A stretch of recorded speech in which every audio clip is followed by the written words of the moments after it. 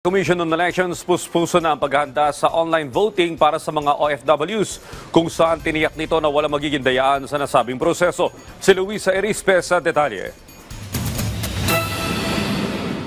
Hinikayat ng Commission on Elections sa mga overseas Filipino workers na makiisa sa enrollment para sa internet voting. Ayon kay COMELEC Chairman George Erwin Garcia, lahat ng mga OFW na rehistradong botante ay dapat mag-enroll sa website para makaboto online. Sa darating kasi na hatol ng bayan, may ilang bansa na ang tanging paraan lang ng pagboto ng mga OFW ay internet voting. Kinakailangan ma-enroll nyo ang sarili nyo sa ating po mga website na andyan po lahat.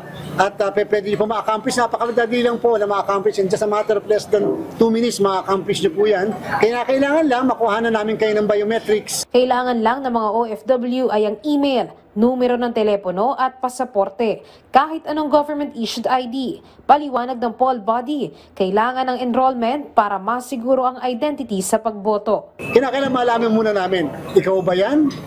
Yan ba yung identity mo? Para mabigyan ka ng tinatawag na password para magamit mo yung ating sistema. Tiniyak naman ng COMELEC na walang dayaan sa online voting.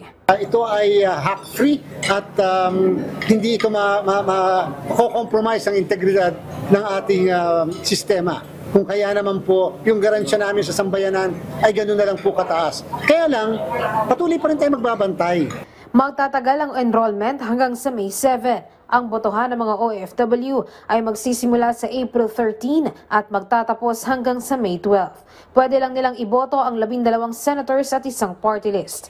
Sa ngayon, nasa 5,000 OFW na ang nag-enroll para sa online voting. Sinagot naman ni COMELEC Chairman Erwin Garcia ang paratang ni former President Rodrigo Duterte na election fraud sa midterm elections. Malabo raw mangyari ang dagdag bawas sa automated elections.